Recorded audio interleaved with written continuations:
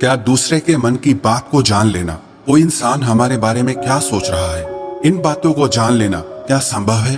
तो इसका उत्तर है हाँ। 100% तो नहीं, लेकिन किसी हद तक आप किसी के भी मन की बातों को जान सकते हैं, समझ सकते हैं। लेकिन अगर आप भी इसे सीखना चाहते हो तो आप इस वीडियो को बहुत ध्यान और समझ के साथ देखिए, और इस वीडियो में जो प्रयोग आपको बताए जा रहे हैं उन्हें आप लगातार अभ्यास करने की कोशिश कीजिए। तभी आप किसी के भी मन की बात को समझ पाएंगे, महसूस कर पाएंगे। वैसे ये सब प्रयोग आपको कोई बताएगा नहीं, क्योंकि बहुत सारे एस्ट्रोलॉजर जो ज्योतिषी हैं वो यही सारे प्रयोग करके आपके मनोभावों को जान लेते हैं। आप जैसे ही उनके पास जाते हैं वो पहले ही आपके मनोभावों को पढ़ना शुरू कर देते हैं। आप अपने बारे में उन्हें थोड़ा बताते हैं और वो आपको आपके ही बारे में बहुत कुछ बता देते हैं। तो आपको लगने लगता है कि ये ज्योतिषी तो बहुत चमत्कारी हैं। इन्हें हमारे भूतकाल के बारे में, हमारे भविष्य के बारे में सब कुछ पता है। पर ये वास्तविकता नहीं है और ये कोई चमत्कार भी नहीं है। ये सिर्फ अभ्यास की बात है जो उन्होंने किया है, और उसी से ही वो आपके मन की बातों को जान लेते हैं। अब वो तो आपको ये सारी बातें नहीं बता सकते, क्योंकि उनका घर और उनका बिजनेस इसी से ही चलता है। तो आइए अब हम शुरू करते हैं कि इसको किया कैसे जाता है। सबसे पहली बात है कि अगर आप किसी के मन की बात को जानना चाहते हैं तो उसके लिए आपके मन का शांत होना बहुत जरूरी है। थोड़ा ध्यान से समझना इस बात को, तभी आप इन प्रयोगों को सक्सेसफुली कर पाएंगे। मैं आपको एक कहानी सुनाता हूँ। एक जैन फकीर हुए जॉर्ज गुरजिएफ, उनके पास जो कोई भी शिक्षा लेने आता था वो उन्हें सिखाते थे कि तुम शब्दों से नहीं, मन के भावों से बातचीत करना सीखो। इसे टेलीपैथी भी कहा जाता है, जो बिना कुछ कहे एक दूसरे के साथ मन ही मन में बात कर लेना। कई बार आप लोगों ने महसूस किया होगा कि आप किसी के बारे में सोचते हैं और वो इंसान आपके सामने आ जाता है या उसका फोन आ जाता है। कहीं ना कहीं आपके मन की बातें उस तक पहुंच जाती है और उसके मन की बात आप तक पहुंच जाती है। तो जो जैन फकीर थे वो अपने सारे शिष्यों को एक प्रयोग सिखाते थे कि तुम अपने आप को एक कमरे में बंद रखो और एक भी शब्द नहीं बोलना है, किसी से कोई बात नहीं करनी है। सबसे पहले तो तुम अपनी वाणी को शांत करो। जब तुम्हारी वाणी शांत होगी तभी तुम्हारा मन शांत होगा। हमारी वाणी ही हमारे विचारों को शब्द देती है, आवाज देती है। पहले वाणी में शांति आएगी, फिर विचारों में शांति आएगी। फिर जब धीरे धीरे उन शिष्यों का मन प्रयोगों के द्वारा शांत होने लगता था तो गुरजिएफ क्या करते थे, अपने मन में एक शब्द बोलते थे, जैसे कि गुलाब का फूल। और जब तक वो शब्द उन शिष्यों को सुनाई नहीं देता था वो उन शिष्यों से इसी प्रयोग को लगातार करवाते रहते थे। वो एक ही कोई शब्द अपने मन से बोलते रहते थे और उस शब्द को धीरे धीरे वो सारे शिष्य आसानी से सुन लेते थे, बिना मुंह से कुछ भी बोले। आप कहोगे ये सब बकवास बातें हैं। ये बिल्कुल भी बकवास बातें नहीं है, ये प्रूव्ड साइंटिफिक बातें हैं। बहुत लोगों ने इस पे प्रयोग किए हैं। आपने कभी देखा, जो मनोवैज्ञानिक होते हैं वो बहुत से लोगों के चेहरे के हाव भावों को देखकर, उनकी बातों को सुनकर उनके मन की बात जान लेते हैं। तभी मनोवैज्ञानिक लोगों के सामने सब लोग अपने दिल की हर बात खोल कर रख देते हैं। उन्हें लगता है कि इन्हें हमारे बारे में सब कुछ समझ में आता है, ये तो हमारे मन की बातें पढ़ लेते हैं। जो लोग मनोवैज्ञानिकों के पास जाते हैं उन्हें लगता है कि इस मनोवैज्ञानिक के पास तो कोई चमत्कारी शक्ति है। सच कहूँ, उसके पास कोई चमत्कारी शक्ति नहीं। उसने बस अपने विचारों को शांत करके, खुद के विचारों में ठहराव ला करके, उसने अपने भावों को, अपनी ऊर्जा को आपसे कनेक्ट कर लिया। इसलिए जो भी आपके हाव भाव हैं, उसकी ऊर्जा को वो मनोवैज्ञानिक महसूस कर पाता है, समझ पाता है। सीधा सरल सा सूत्र है कि जब तक आप बोलते रहते हैं सामने वाले सुनते रहते हैं। आप बोलना बंद करते हैं तभी सामने वाला जो बोल रहा है वो आप सुन पाते हैं। यदि आप दोनों ही लगातार बोलते रहेंगे तो किसी को कुछ समझ में नहीं आएगा। ठीक इसी तरह यदि आपका मन चुप है तभी आप किसी दूसरे का मन सुन सकते हैं। मन के चुप होने का मतलब है कि आप विचार और कल्पनाओं से बाहर निकलकर पूर्णतः शांत हो जाएं। इसे ही चित्त का शांत होना कहते हैं।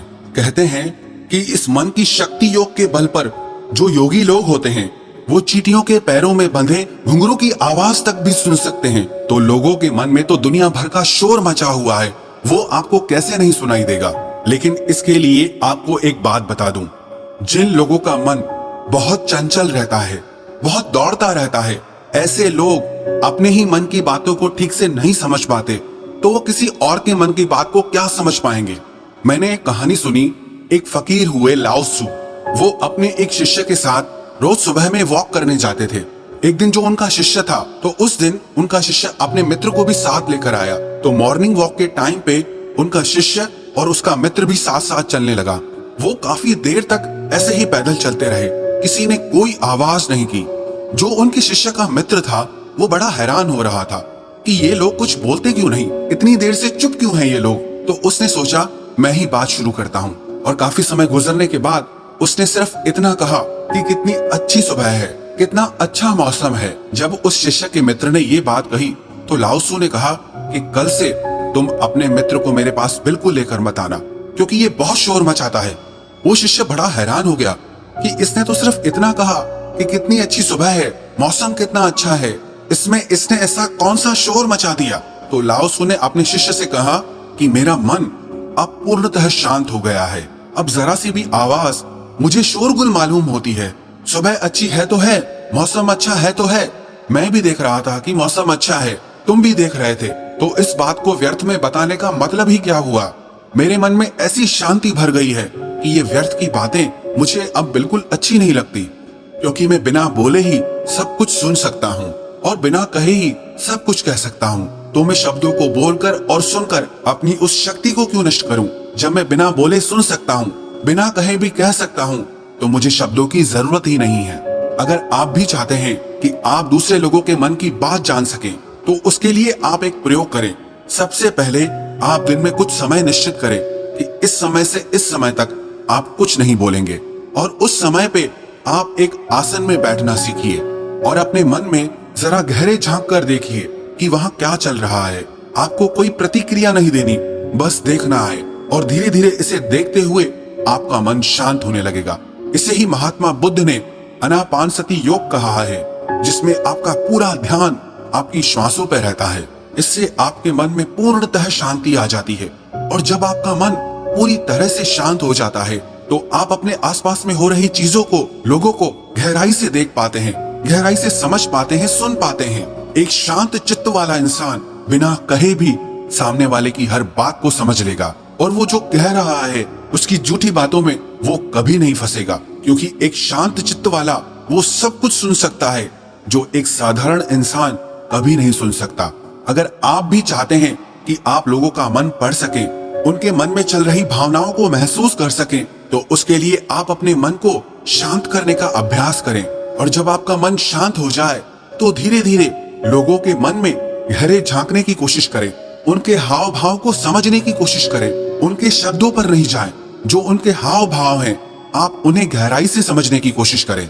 दूसरे के मन की बात को जान लेना, इसमें कोई बड़ी बात नहीं है, पर शर्त यही है कि आपको यही अभ्यास निरंतर करना होगा। जिस दिन आपका अभ्यास सिद्ध हो जाएगा, आपको बिना कहे भी लोगों के मन की सारी बातें बिल्कुल साफ सुनाई देंगी। अब आप ये सोच रहे होंगे कि किसी और के मन की बात पता करके हमें क्या फायदा मिल जाएगा, लेकिन मैं आपको बता दूं कि इसका फायदा आपको जीवन के हर क्षेत्र में मिलेगा। चाहे वो आपके रिश्ते हो, आपके क्लाइंट्स हो, आपकी नौकरी का इंटरव्यू हो, जिंदगी के किसी भी क्षेत्र में चले जाओ, अगर आप सामने वाले के मन की बातों को समझ पाओ, महसूस कर पाओ, तो आप जिंदगी में हर कामयाबी हासिल कर सकते हो। इसके बहुत फायदे हैं। इससे आपको कोई भी इंसान झूठ बोल के धोखा नहीं दे सकता, कोई आपका इस्तेमाल नहीं कर सकता। आप हर तरह की भावनात्मक चोट खाने से बच जाएंगे। कोई आपके पैसों को लूट कर नहीं जा सकता। और एक बात मैं आपको बता दूं कि ये प्रयोग एक ही दिन में सिद्ध नहीं होते हैं, इनमें थोड़ा समय लगता है। बहुत ज्यादा तो नहीं, लेकिन कुछ महीनों के अभ्यास से ही आप जल्दी ही किसी के भी मन की बातों को आसानी से जान लेंगे।